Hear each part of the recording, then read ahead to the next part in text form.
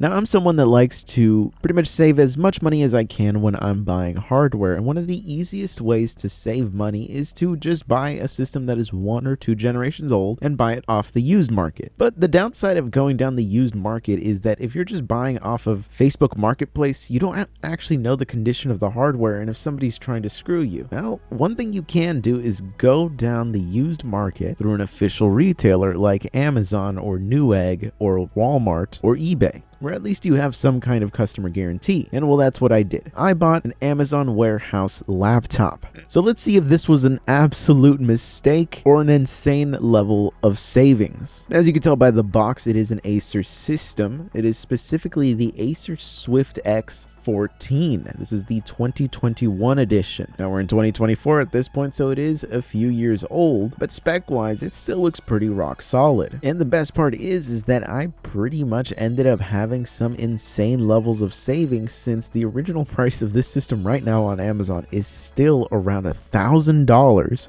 which is well overpriced for the specs. But I picked this up in acceptable condition from Amazon for around $500. So about half the price for what Amazon deems to be acceptable condition. Now let's see what acceptable actually means to them. Now the packaging actually looks pretty decent, if very basic. Certainly the power cables seem like they were kind of just thrown in here, but everything seems pretty decent. It seems to be a 90-watt charger, and it does have a USB-C port that should be capable of actually delivering power. Now, taking the system out of the actual bag here, I'm kind of really impressed. This is a really nice finish. It is all metal. It feels extremely nice and solid in the hand. I'm actually kind of blown away looking at the body of it. At least looking at it through the light, I can't seem to see any scratches or scuffs anywhere. No real signs of wear or usage anywhere. I mean, this in my hands feels like a brand new product. I don't know what about this makes it acceptable condition outside of maybe the packaging. And even then, it was really just the way that the power charger was kind of just loose there. It's the only thing that is different. But outside of everything else, everything feels rock solid. Everything feels super premium as well. I'm kind of used to systems at the price point that I paid for this having,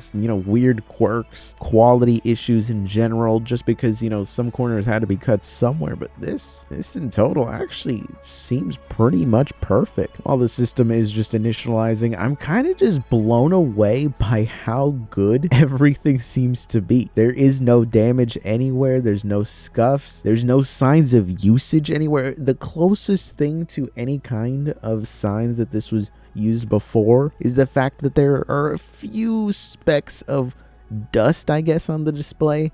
And that might have just landed on there just from me having opened here. But outside of that, everything just feels rock solid. And in fact, the system itself, I'm actually really liking the form factor. It is a 14-inch display. It's extremely lightweight. And considering that we actually do have a DGPU in here, it's really impressive. Now, I haven't talked directly about the specs, but the way that the system is configured, it is a Ryzen 7 5825U, which is just a 5800U refreshed. That comes with an RTX 3050 Ti graphics card, but it is TDP limited by default to 35 watts. That is paired with 16 gigabytes of LPDDR4X RAM. So it is soldered RAM on there, but we do get 16 gigabytes.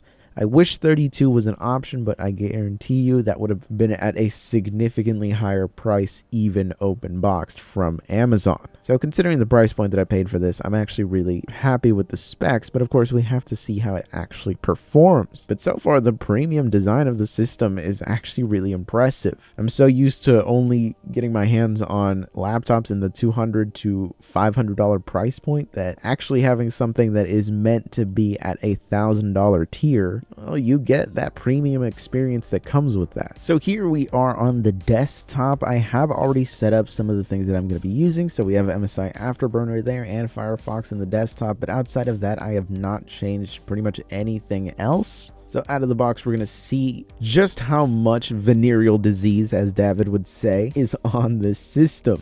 And of course, we're seeing the usual suspects of Acer branded things on here. But of course, now we see something concerning with Amazon Alexa, which the system does have a sticker warning you about there. We also do see the same app store as on the other system. Not great. More Evernote. The usual Microsoft crap in here, but really the big shock to me was the fact that we actually have Norton on this system installed. Just when I praised Acer for at least not automatically installing McAfee on the Aspire 3, they go ahead and pre-install Norton here. This is about as venereal disease as you can get on a laptop. So this right here, immediately a failure on Acer's part. So now, of course, I'm going to go through the entire process of uninstalling all of the crap that is on this system. You can, of course, just wipe the entire system with a fresh install, and that is my recommendation. I will not be doing that here,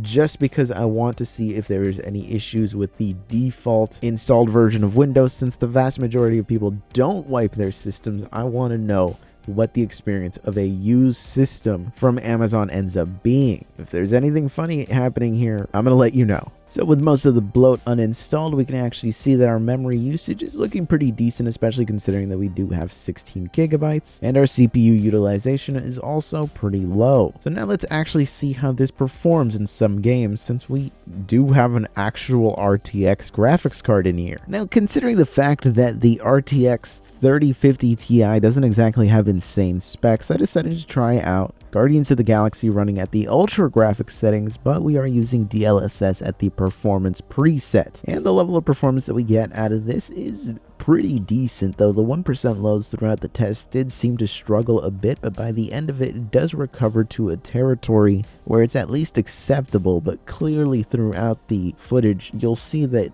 frequent stutters might happen in certain areas. There's probably some tweaking to be done with the settings of this game, but overall it is at least giving us a passable FPS, and the 1% lows do end up passing.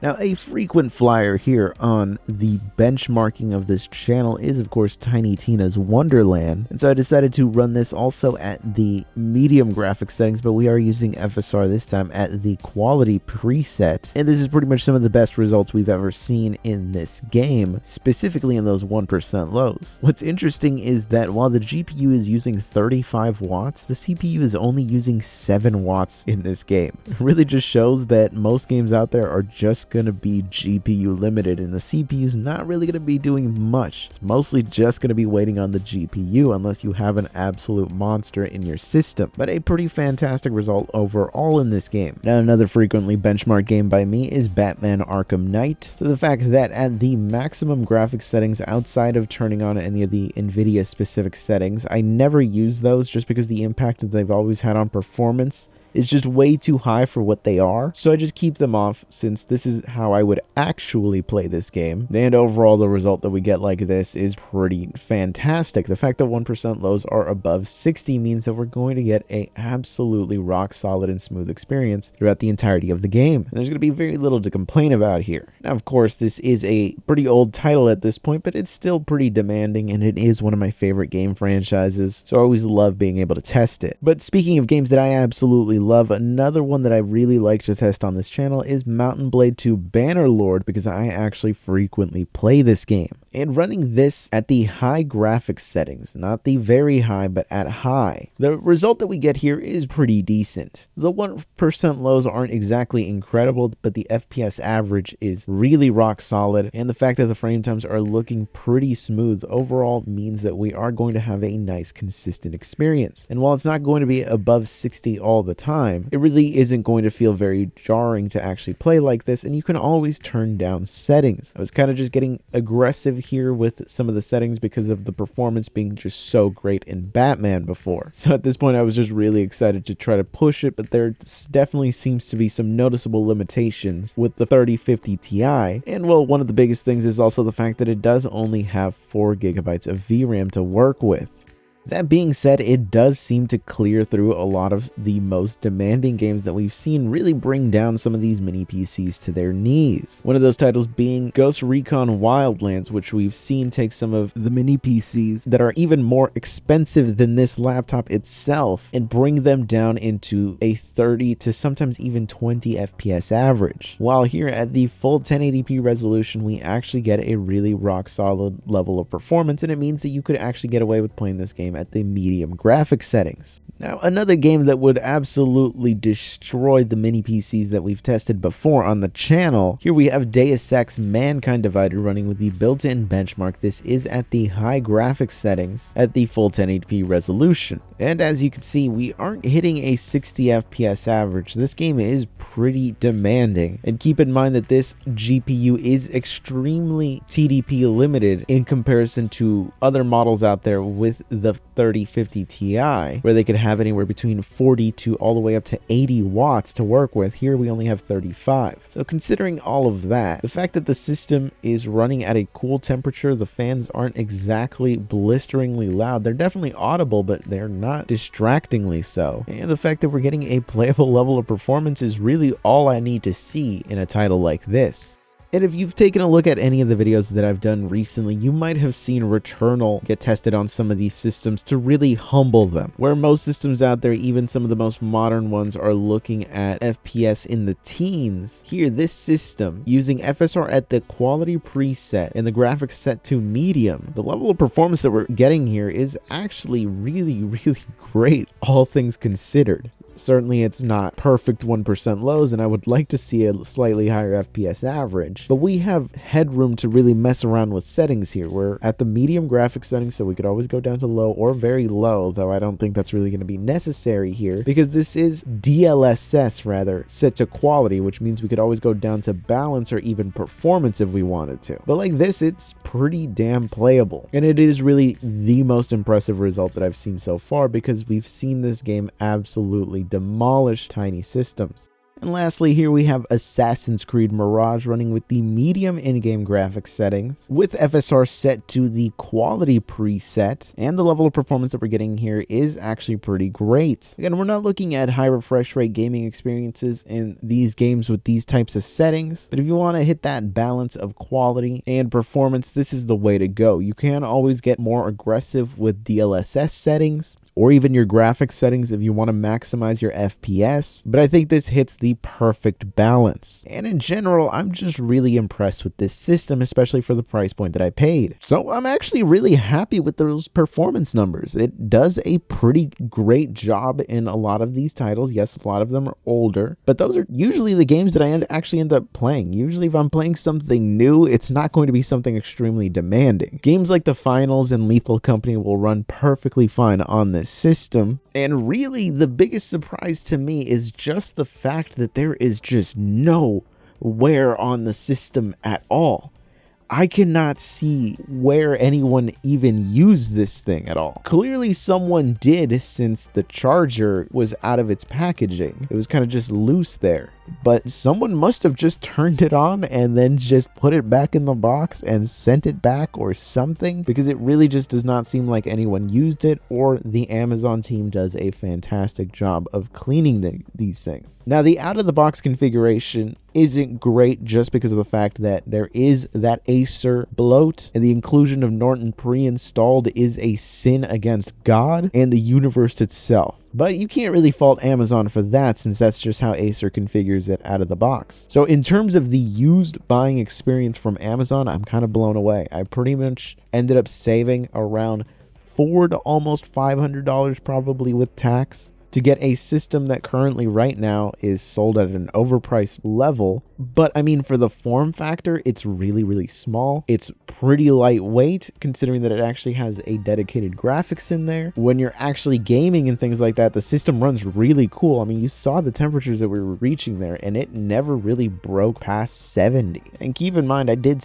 actually sit down and game on here for a little while just to see what the maximum temperatures would end up being after a while. And after sitting down and playing Darktide for a few missions, so about an hour and a half. The highest temperature that I actually ended up seeing on the GPU was 74, so well within safe temperatures for both the CPU and the GPU, since both of them are rated to go up to essentially a 90 to 100 degree temperature range. So overall, I'm really happy. It's an impressive system for the price, and it might actually end up replacing my 5500U system as my daily driver because this thing is so small. The weight difference between the two, considering the size, is really not that different.